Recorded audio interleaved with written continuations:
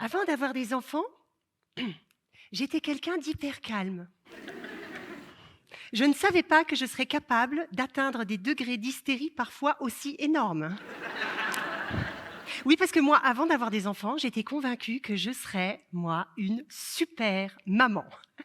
Et c'était même avec un brin de consternance que je regardais, vous savez, tous ces gens dans les parcs, les supermarchés, avec des enfants qui hurlent, qui se roulent par terre et tout. Puis je me disais, non mais, ils savent pas faire. Ah, moi, quand je serai maman, ce sera autre chose. Je veux dire, hein. Et un jour, on devient maman pour de vrai.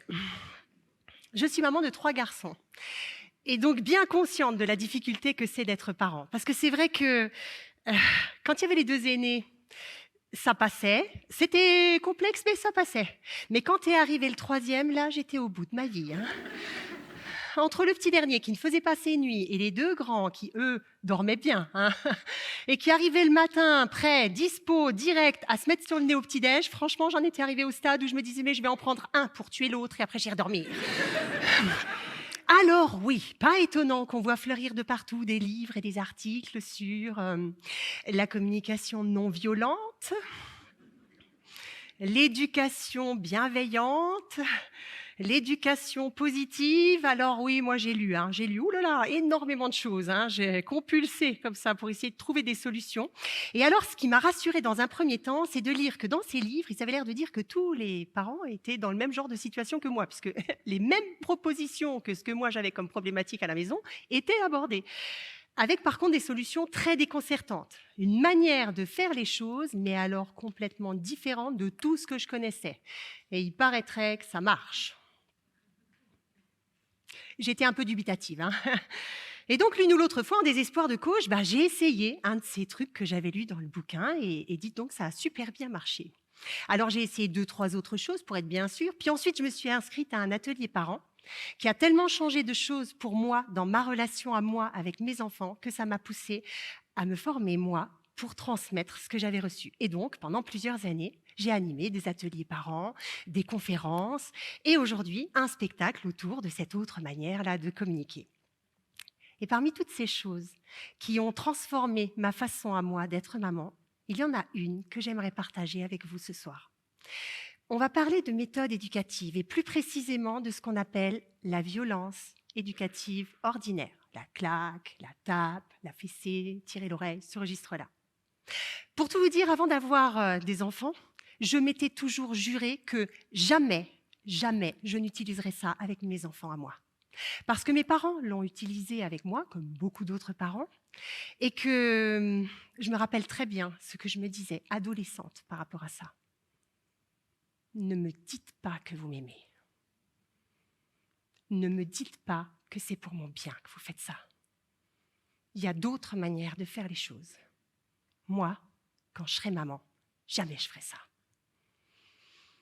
Oui, mais ça, c'était avant d'avoir des enfants.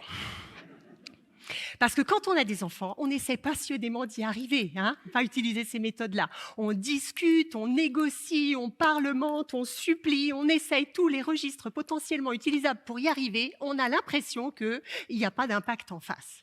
Et du coup, on se retrouve à utiliser des choses que nos parents utilisaient avec nous et qu'on s'était pourtant juré de ne jamais utiliser. Et c'est juste qu'on ne voit pas comment faire autrement. Puis surtout qu'on a l'impression qu'il n'y a que ça qu'ils comprennent. Il n'y a que ça qui marche. Alors, quand j'ai lu tous ces livres à propos de la communication bienveillante, etc., il y a une phrase qui, moi, m'a particulièrement percutée. C'est celle que j'avais envie de partager avec vous. Elle est issue d'un livre qui s'appelle La fessée d'Olivier Morel. Et cette phrase dit en substance, « Frapper un homme, c'est une agression. Frapper un animal, c'est de la cruauté. Frapper un enfant, c'est de l'éducation. » Quand j'ai lu ça, je me suis dit, alors, c'est vrai, si je vois un mari qui frappe sa femme, pardonnez-moi l'expression, mais je vais dire quel connard. Si je vois quelqu'un dans la rue comme ça qui met un coup de pied à un chien, je ne vais pas pouvoir m'empêcher d'aller le voir et lui dire, mais ça va pas ou quoi, qu'est-ce qu'il a fait? Pourquoi vous faites ça? Si par contre, je suis dans un magasin, il y a un enfant qui est en train de faire un scandale à sa mère dans le rayon jouets, elle lui en colle une, je vais faire, ah, bah quand même, on a failli attendre. Qu'est-ce qui fait que c'est pas pareil? Qu'est-ce qui fait que quand elle est éducative, finalement, la violence devient plus ordinaire? Et qu'est-ce qui fait que quand c'est un enfant, eh ben ouais, c'est vrai, ça me gêne moins. Là, il fallait que je comprenne, parce qu'avec la phrase, ça allait pas. Donc j'ai fait beaucoup de recherches, parce que je me disais, si c'était pas la bonne manière de faire, enfin franchement, il y a un moment, on nous aurait dit, arrêtez tout, c'est nul, on va faire autrement. Et moi, à ma connaissance, en tous les cas, je n'avais jamais vu de choses qui disaient ça. Donc, du coup, j'ai cherché, et je suis tombée sur une étude qui mettait en corrélation adolescents, comportement à risque et typologie d'éducation en termes de violence éducative ordinaire. Ils sont pour cela allés dans les urgences des hôpitaux, ils ont regardé tous les ados qui arrivaient, gravité de l'accident et typologie d'éducation en termes de violence éducative ordinaire. Et ce qu'ils ont établi, c'est que les ados qui avaient les accidents les plus graves étaient ceux qui avaient reçu l'éducation, pour une grosse majorité, très stricte sur ce registre-là. Ce qu'ils ont essayé de démontrer, c'est qu'en fait, on a un cerveau qui fonctionne d'une certaine manière et qui fonctionne merveilleusement bien, en tous les cas. Quand je pose la main sur une plaque électrique chaude, je ne passe pas par un circuit long de réflexion. Tiens, je crois que j'ai posé la main sur une plaque électrique chaude, il faudrait peut-être que je l'enlève, parce que sinon je vais... Non, mais non, le temps que je fasse le tour, je me suis déjà brûlée au 3e degré. Il y a un espèce de petit raccourci là qui fait que je soulève ma main sans passer par ce circuit long de réflexion. Et des petits raccourcis comme ça, j'en ai plein. À chaque fois que je me retrouve en face d'une situation de danger, hop, j'ai le petit raccourci qui analyse. Est-ce que le danger est particulièrement gros? Dans ce cas-là, je me prépare à partir en courant. Est-ce que le danger est gérable? Dans ce cas-là, je me prépare à la riposte. Quand on prend une claque ou une fessée, on n'a pas intérêt à partir en courant et on n'a pas intérêt à riposter. Donc on annule ces deux raccourcis-là. On les annule, on les annule, on les annule, jusqu'au moment où ils ne s'allument plus. Et ce qu'il faut savoir, c'est qu'à l'adolescence, il y a une partie du cerveau qui s'appelle l'amygdale, qui est le siège de la colère, de la peur notamment, et qui, sous le coup des hormones sexuelles, va tripler de volume. Donc, la colère va être exponentialisée, et la peur, elle va être reculée. Ce qui veut dire qu'avant d'avoir peur, je vais en avoir pour un moment. Alors, nos ados, de toute façon, vont se mettre dans des situations à risque, mais ils ont normalement les petits raccourcis qui sont là pour pourvoir à leur survie.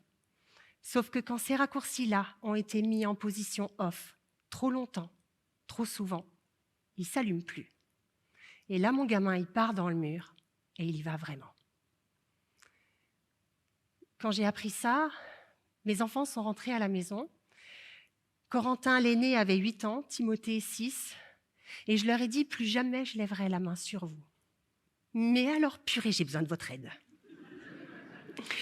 Parce que alors, je vous jure que quand j'ai la colère qui monte comme ça, mais je pourrais vous prendre et vous coller au mur. C'est comme une espèce de tigre comme ça qui monte et qui a qu'une seule envie, c'est de faire mal en face. Alors quand je vous dirai, j'ai le tigre qui monte, mais vous ne rajoutez rien. Vous faites le canard, vous montez dans vos chambres, je m'occupe du tigre et on se retrouve après.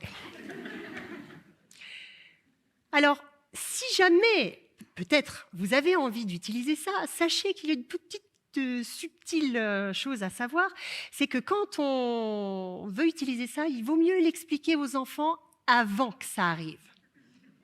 Je vous dis ça parce que j'ai une amie qui était à table avec ses filles le soir. Vous savez, c'est le genre de journée où il ne faut pas nous chercher.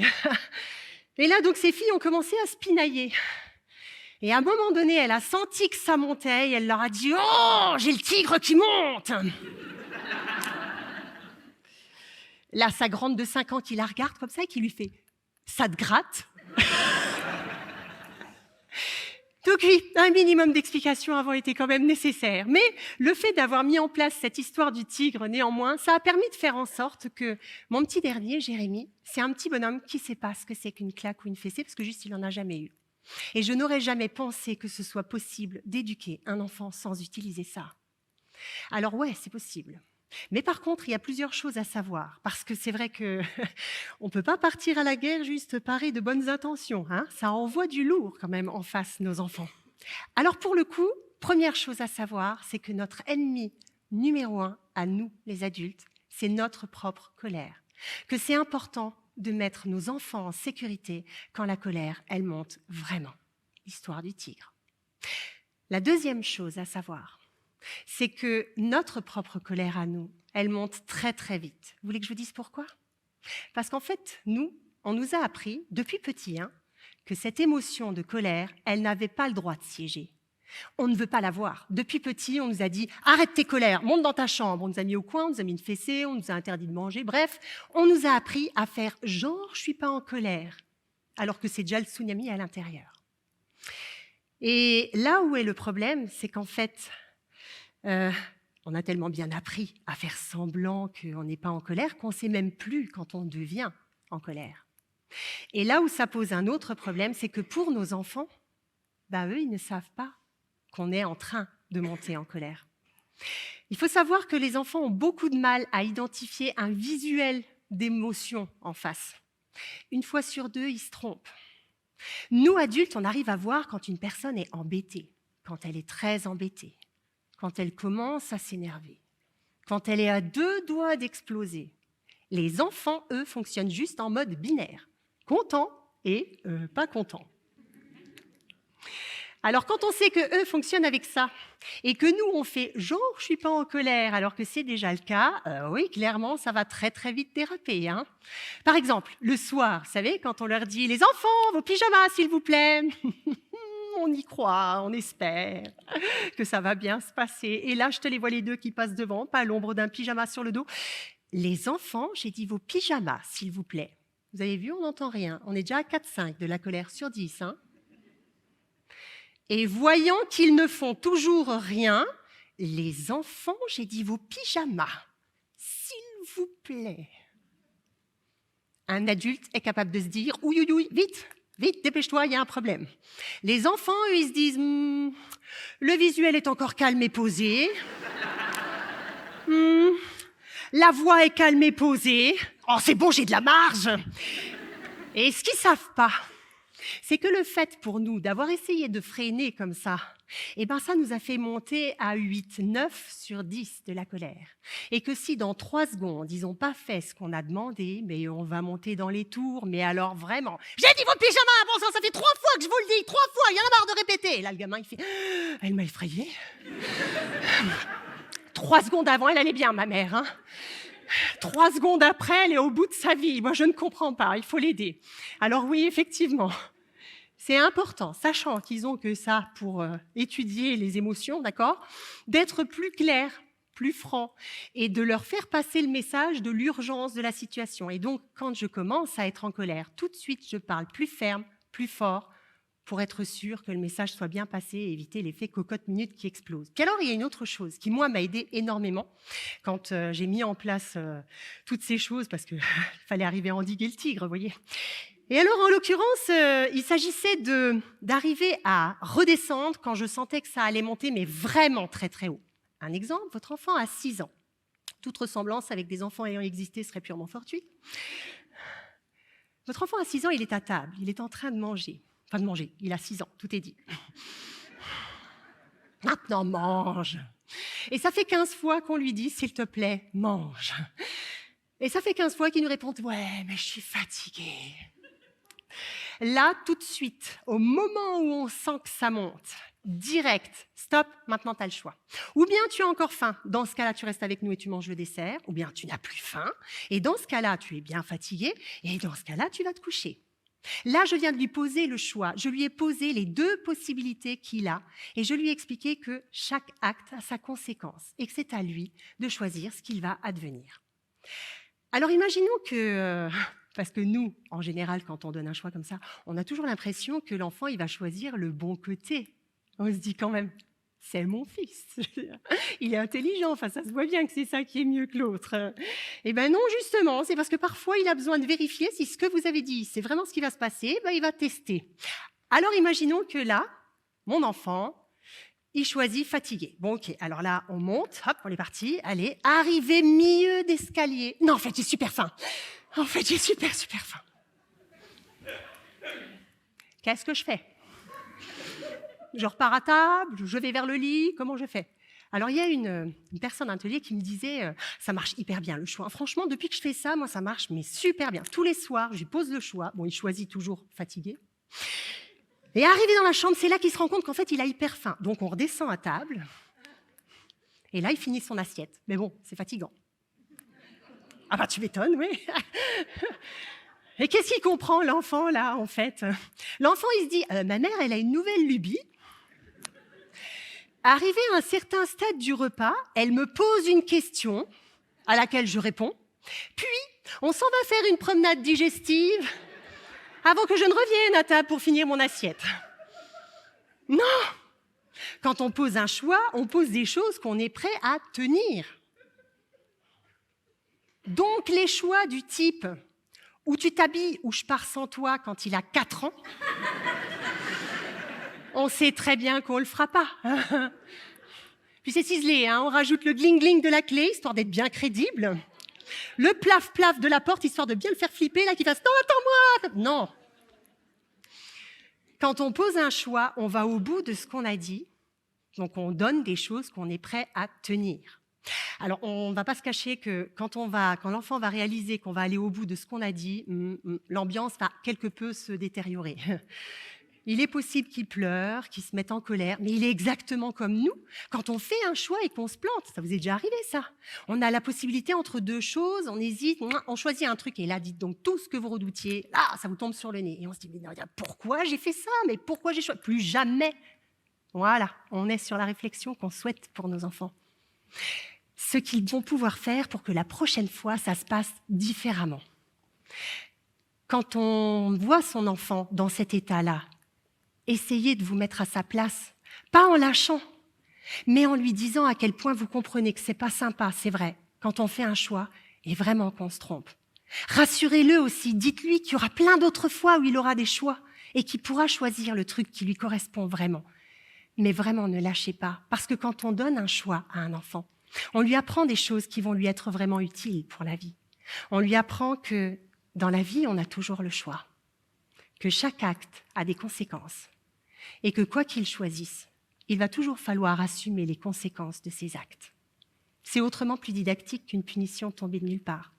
Puis surtout, ce que ça va lui apprendre, c'est à aiguiser son libre arbitre. Vous savez, ce libre arbitre dont il aura besoin pendant toute la traversée de l'adolescence. Vous ne serez plus sur son épaule pour lui dire qu'est-ce qui est bien, qu'est-ce qui n'est pas bien à faire, quelles vont être les conséquences. Et pour sa vie future, en fait, c'est ça être parent. C'est donner à nos enfants les moyens d'être, les moyens de grandir, les moyens de s'élever et de devenir des personnes vraiment, pleinement humaines.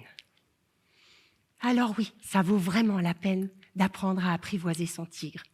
Et je vais même vous dire une chose, il n'est jamais trop tard pour bien faire. Maintenant, vous savez comment faire. Il ne reste plus qu'à oser et se lancer.